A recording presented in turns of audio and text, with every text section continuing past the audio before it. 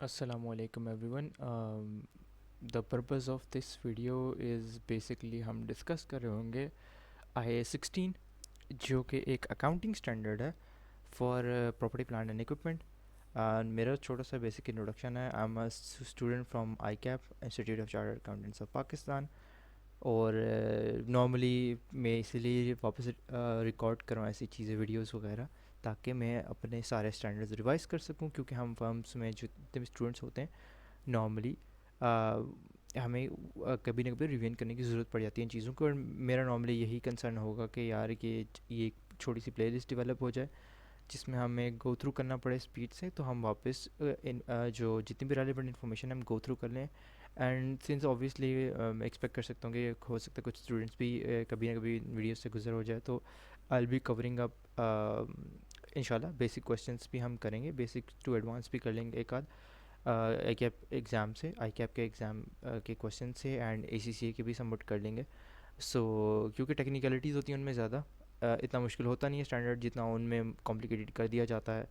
तो हम लेकिन for the sake of preparation हम वो भी कवर कर लेंगे। एंड हमारा मकसद भी ये है कि यार अब हम खुद भी कवर कर सकें, ताकि हम स्टैंडर्ड्स को साथ साथ रिवाइज कर सकें। डिस्क्लेमर यही है कि मैं खाली सिर्फ अकाउंटिंग की ऑब्जेक्टिविटी में रह के ही कवर करूँगा। I want be covering the financing of it through जो भी TR6 के अंदर कैपिटलाइजेशन की आती हैं फाइनेंसिंग वगैरह, वो मैं कवर अप नहीं कर रहा हूँ। Just the basic structure of IA-16, what is IA-16, objective scope and definitions वगैरह। एंड ऑब्वियसली हम डिप्रिसिएशन वगैरह सब कॉन्सेप्ट वगैरह भी, रिवैल्यूएशन वगैरह पढ़ रहे होंगे स्लोली स्लोली। लेकिन ये स्टार्ट है क्योंकि मैं ख़ुद भी टीचिंग में इतना एक्सपीरियंस नहीं रखता, लेकिन हम क्योंकि स्टार्ट करेंगे एंड लेट्स स्टार्ट। मेरे लिए अपने भी फ़ायदा होगा, बाद में आपको भी होपफुली फ़ायदा हो जाए। तो लेट्स स्टार्ट।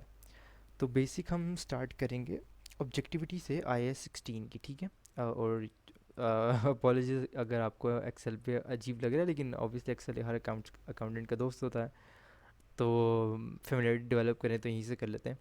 तो IA-16 का ऑब्जेक्टिव क्या है? तो इन सिंपल वर्ड ऑब्जेक्टिव जो होता है वो सिंपल होता है कि to prescribe the accounting treatment for property plant and equipment. जो ऑब्जेक्टिव है IA-16 का, कि वो चाहता क्या है, वो ये कि चाहता है कि यार हम वो एक अकाउंटिंग ट्रीटमेंट प्रिस्क्राइब कर रहा है, ये स्टैंडर्ड कवर कर रहा है कि यार कि आपने प्रॉपर्टी प्लांट इक्विपमेंट की नेचर की कोई चीज़ आती है तो आपने कैसे उसको उसकी ट्रीटमेंट लेनी है अपनी स्टेटमेंट पर, अपने फाइनेंशियल पे उसके एक्सट्रैक्ट्स वगैरह कैसे बनाने हैं, और ये एक प्रॉपर स्टैंडर्डाइज वे में आपको बताएगा। क्यों? ताकि बताना चाह रहा है कि क्यों ये करना चाहिए ऐसे। वो इसलिए करना चाहिए, users of the financial statements can discern information about an entities investment in its property plant equipment and the changes in such investment. Basically इनका कंसर्न मेंबर से हो सकता है, डायरेक्टर स्टेक होल्डर्स से, बेसिकली जो कि फाइनेंशियल स्टेटमेंट्स के users होते हैं, ताकि वो अपनी इंफॉर्मेशन, अपने एसेट्स की इंफॉर्मेशन देख सकें अच्छे तरीके से, उनमें चेंजेस में देख सकें कि उन्होंने क्या क्या चेंजेस किए हैं, और ये उनको एक कंपाइल्ड वे में अच्छे तरीके से set of rules and ideals के तहत ये आपको एक इन्फॉर्मेशन प्रोवाइड कर देता है। इसीलिए ज़रूरी है कि आप IA-16 के थ्रू एसेट्स की रिकग्निशन करें। और मोस्टली कंपनीज़ में एक सेट ऑफ स्टैंडर्ड भी मेंटेन रखा जाता है, ताकि हर कंपनी एक ही पैटर्न फॉलो अप कर रही हो। इंटरनेशनली ये अकाउंट बॉडी से आते हैं, तो वहाँ से ये स्टैंडर्ड डेवलप किया गया। अच्छा, प्रिंसिपल इशू क्या है कि इसका इम्पैक्ट क्या होता है, बेसिकली चाहिए क्या होता है इसमें प्रिंसिपल इशू? वो ये होता है कि recognition of an asset, the determination of their carrying amounts and the depreciation charges and impairment losses to be recognized in relation to them। Basically ये 4 पॉइंट्स हैं जो उन हम स्टेटमेंट्स में एक्सट्रैक्ट लेके आ रहे होते हैं, ये हमारा प्रिंसिपल इशू होता है, ये हमारा कंसर्न होता है उससे, ठीक है। नेक्स्ट हम चलते हैं स्कोप ऑफ IA-16 कि IA-16 का स्कोप क्या होता है। तो IA-16 का स्कोप बड़ा ही सिंपल स्कोप है कि वो है shall be applied in accounting for property plant equipment except when another standard requires or permits a different accounting treatment। ये बताना चाह रहा है कि यार ये IA-16 प्रॉपर्टी प्लान अकाउंट हर टाइम इम्प्लीमेंट हो रहा होगा, एक्सेप्ट फ्यू सर्कमस्टांसेस जहाँ पे हम बाकी स्टैंडर्ड्स पे प्रायोरिटी दे रहे होंगे। वो कैसे पता लगेगा? वो आप जो बाकी स्टैंडर्ड्स भी कवर करेंगे आपको ज़्यादा आइडिया होता रहेगा, कि फ्यू पॉइंट्स इकट्ठे नीचे किए हुए, इसमें आपको समझ आ जाएगी कि क्यों होता है। तो बेसिकली तो ये लिस्ट बनाई है वेयर ये जो IA-16 अप्लाई नहीं हो रहा होगा, इवन दो बाकी चीज़ें कनेक्ट कर रही होंगी, लेकिन उसमें फिर भी IA-16 हम अप्लाई नहीं कर रहे होंगे। वो क्या होंगे? Property classified as held for sale in accordance with IFRS 5। IFRS 5 held for sale और डिस्पोजल को कवर करता है, तो अगर उसके अंडर कोई हमारा एसेट आ रहा है तो हम उसको पीपी में क्लासिफाई नहीं करेंगे। ऐसी क्लासिफिकेशन पीपी में नहीं कर रहे होंगे, उसको पीपी के तरीके से हम कैपिटलाइजेशन और उसके रेवेन्यू एक्सपेंडिचर नहीं निकाल रहे होंगे, एक्सपेंस आउट नहीं कर रहे होंगे, वो उसको हम IFRS 5 के थ्रू ही कर रहे होंगे, ठीक है, IF16 के अंडर नहीं कर रहे होंगे। बाकी है biological assets related to agricultural activity other than bearer of plants, IS41 के अंडर आता है। और IS16 applies to bearer plants but it does not apply to the production of bearer plants. इसका मतलब क्या है? बेसिकली बायोलॉजिकल एसेट्स के लिए ना हम IS16 इस्तेमाल नहीं करते। बायोलॉजिकल एसेट यानी कि काउस वगैरह जिस तरह होती हैं वो भी आपका एसेट कंसिडर करती हैं, लेकिन उनकी एग्रीकल्चर एक्टिविटी वगैरह के लिए उसके अंडर हम IS41 यूज़ कर रहे होते हैं। वो एक डिफरेंट स्टैंडर्ड है, उसका थोड़ा पैटर्न थोड़ा सा डिफरेंट है, तो अगर उस नेचर के हमारे पास एसेट आए तो उस पर भी हम IS16 अप्लाई नहीं कर रहे होंगे। लेकिन जो IS16 है ना वो बेरर प्लांट्स पे अप्लाई होता है, यानी कि एग्रीकल्चर की लैंड होगी, एग्रीकल्चर की बिल्डिंग होगी, उस पर हम जो अप्लाई करेंगे वो IS16 ही अप्लाई करेंगे। जो बाकी बायोलॉजिकल एसेट्स होंगे उसके ऊपर हम IS16 अप्लाई नहीं कर रहे होंगे, ठीक है। यानी यही बात क्लियर करा यहाँ पे कि यार कि जो IS16 है applies to bearer plants but it does not apply to the production of bearer plants, यानी कि उनसे जो प्रोडक्शन मिल रही है वो जो हमारे एसेट है वो हम कभी भी ट्रीटमेंट में नहीं ले रहे होंगे IS16 की, वो हम ले रहे होंगे IS41 के अंदर, ठीक है। नेक्स्ट पॉइंट है the recognition and measurement of exploration of evaluation assets, यानी कि mineral rights and mineral reserve such as oil, natural gas, similar non regenerative resources, ठीक है। जो रिसोर्सेज रीजनरेट नहीं हो सकते जैसे ऑयल मिनरल्स वगैरह वो भी एसेट्स ही होते हैं, नेचुरल गैसेस, ऑयल, मिनरल्स, ठीक है, स्टोन्स वगैरह, ठीक है, गोल्ड शोल्ड, इसको हम ना IFRS 16 के अंदर ट्रीट नहीं कर रहे होंगे, इसको हम IFRS 6 के अंदर ट्रीट कर रहे होंगे। डिफरेंट स्टैंडर्ड है, अभी हम IFRS 16 कवर करें, हमने कभी IFRS 16 यहाँ पे कवर किया तो इंशाल्लाह वो भी डिस्कस करेंगे। फिलहाल आपको ये पता होना चाहिए कि इन इस तरह के मिनरल्स वगैरह पर IFRS 16 कवर नहीं करते। Whereas IAS 16 applies to property, plant, equipment used to develop or maintain the assets in second and fourth point। Basically इसी को वापस करा कि यार इनके जो यूज़ में होती है, जो बिल्डिंग्स हैं, लैंड है जिस पे ये एसेट आ रहे हैं, उस लैंड और बिल्डिंग पे IS16 ही अप्लाई हो रहा होगा, ठीक है। जो इनको डेवलप एंड मेंटेन करने के लिए जो एसेट हमारे यूज़ हो रहे हैं वो IS16 के अंदर आ रहे होंगे, लेकिन ये वाले IS16 के अंदर नहीं आ रहे होंगे, ठीक है। जैसा फॉर एग्जांपल कोई माइन होगी, ठीक है, माइन में जो लैंड एक्वायर की हुई है उसकी मशीनरी वगैरह वो हमारे IS16 के अंदर आ रही होगी, लेकिन ये जो मिनरल्स उनसे हम हासिल कर रहे हैं वो एसेट्स हैं वो हमारे IFRS 6 के अंदर जा रहे होंगे, तो यहाँ पर डिफरेंस क्रिएट होता है। फिर इनकी हम डेफिनेशन थोड़ी सी डिस्कस कर लेते हैं कि जो प्रॉपर्टी, प्लांट एंड इक्विपमेंट है वो टेंजिबल आइटम्स होते हैं that are held for use. Tangibility का कॉन्सेप्ट आ गया पे।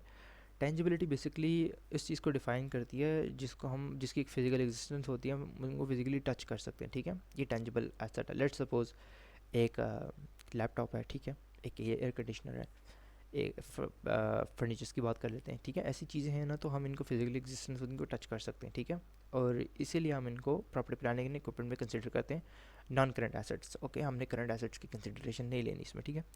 इसमें लेना है in the production of supply of goods services for rental to others for administration purposes, ठीक है। ये जितनी भी चीज़ें हैं ना ये तीनों चीज़ें, ये तीनों हम अगर टेंजिबल होंगी तो प्रॉपर्टी, प्लांट, इक्विपमेंट के अंदर यूज़ करेंगे। बी इट वो यूज़ हो रही है प्रोडक्शन ऑफ सप्लाई गुड्स में, सर्विसेज में, फॉर रेंटल टू अदर्स में यूज़ हो रही है, एडमिनिस्ट्रेशन पर्पजेज़ के लिए यूज़ हो रही है। एडमिनिस्ट्रेटिव पर्पजेज़ मतलब यानी कि एसेस वगैरह आपके अगर इनडायरेक्टली आपके यूज़ हो रहे हैं, आपको बेनिफिट नहीं दे रहे हैं, आपका बिल ही बढ़ाएंगे, ठीक है, एक्सपेंस मंथली लेके आ रहे होंगे इलेक्ट्रिसिटी यूज़, लेकिन आपके जो जहाँ फैसिलिटी होगी उसका टेम्परेचर मेंटेन करेंगे, एडमिनिस्ट्रेशन में हेल्प कर रहे होंगे, जो एम्प्लॉयज़ बैठे होंगे, और इनकी एक वैल्यू भी होगी, स्क्रैप वैल्यू होगी जो एंड में आप बेच सकते हैं, ठीक है। तो ये आपके एडमिनिस्ट्रेटिव पर्पज़ के लिए इस्तेमाल होंगे, लेकिन होंगे वो प्रॉपर्टी, प्लांट, इक्विपमेंट में ही ट्रीट हो रहे होंगे, ठीक है। और इनका नॉन करंट एसेट्स हैं। नॉन करंट एसेट्स का मतलब ये होता है कि are expected to be use during more than one period, यानी कि एक फाइनेंशियल ईयर से ज़्यादा पीरियड में वो इस्तेमाल हो सकते हो, तभी हम नॉन करंट एसेट्स में उनको पुट करेंगे। इनका बेसिक सा डिफरेंस अगर लोग अक्सर कंफ्यूज हो जाते हैं इन्वेंट्री एंड IAS 16 में, तो बेसिक डिफरेंस यही होता है कि जो चीज़ रीसेल पर्पज़ के लिए या सेलिंग पर्पज़ सेल पर्पज़ के लिए रखी जाती है वो आपकी इन्वेंट्री का पार्ट बनती है। लेट्स सपोज आप AC डेवलप करें, सॉरी AC मैन्युफैक्चर करते हैं, ठीक है, आपने रिटेल स्टोर रखा हुआ है AC का, उसी रिटेल स्टोर में जो वो खुद AC यूज़ कर रहे होंगे ना अपनी एयर कंडीशनिंग, वो उनका एसेट ट्रीट हो रहा होगा, लेकिन उन्होंने जो बेचने के लिए एयर कंडीशनर रखे होंगे ना वो आई 16 की कैटेगरी में आ रहा होगा, ठीक है। तो इसमें देखो वो कह रहा है कि land building held for resale, resale के लिए पर्पस के लिए रखी गई है, प्रॉपर्टी का काम जैसे प्रॉपर्टी रियल एस्टेट का काम नहीं होता वैसा काम हो रहा है, तो उसमें IS2 अप्लाई हो रहा होगा, विच इज़ इन्वेंट्री का स्टैंडर्ड, ठीक है।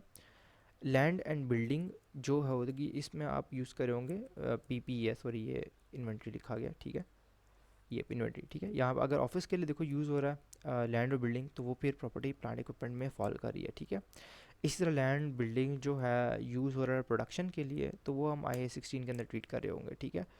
लैंड बिल्डिंग अगर यूज़ हो रहा है मैन्युफैक्चरिंग प्रोडक्ट्स के लिए, तो वो भी IA 16 के अंदर ही जा रही होगी, ठीक है, क्योंकि लैंड बिल्डिंग यूज़ हो रही है, उसमें प्रोडक्शन प्लांट है जो उसके अंदर इन्वेंट्री बन रही है, वो जाके डिफरेंट तरीके से ट्रीट हो रही है, वरना तो IA 16 में ही ट्रीट हो रही होगी, ठीक है ना। उसके बाद जो है हमारे पास नेक्स्ट है ये मशीन हेल्ड फॉर रीसेल। अगर मशीनरी ज़ाहिर बात रीसेल के लिए हेल्ड की हुई है तो इन्वेंट्री बन रही है। मशीन मैन्युफैक्चर्ड फॉर रीसेल, अगर मशीन मैन्युफैक्चर रीसेल की हो रही है, जो मैन्युफैक्चरिंग मशीन होती हैं, ठीक है, वो भी अगर रीसेल का पर्पज़ है तो वो इन्वेंट्री में हमारे आ रही होगा, IS2 में आ रही होगी, वो IA 16 में नहीं कैपिटलाइज और उसका रेवेन्यू एक्सपेंडिचर निकल होगा, ठीक है। नेक्स्ट हम चलते हैं, सॉरी हम नेक्स्ट चलते हैं रिकग्निशन के ऊपर, ठीक है।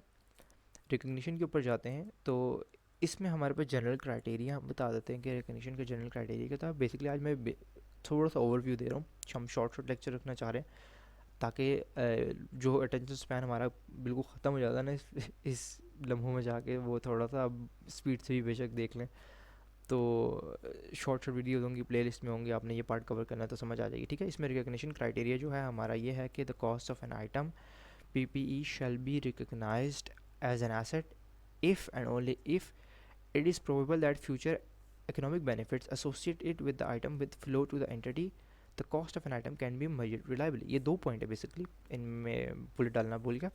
बेसिकली इसमें ये बताना चाह रहा है कि कॉस्ट ऑफ जो आइटम है PPE की वो रिकोगनाइज़ की जाएगी ओनली इफ़ कि वो फ्यूचर इकोनॉमिक बेनिफिट के फ्लो को फॉलो करें, एंटिटी में लेके आए, यानी कि उससे आपको कोई फ्यूचर में बेनिफिट रिटर्न हो, डायरेक्टली और इनडायरेक्टली आपकी बिजनेस को, आपके एंटिटी को कोई बेनिफिट हो रहा है, तब भी वो एसेट कंसिडर किया जाएगा।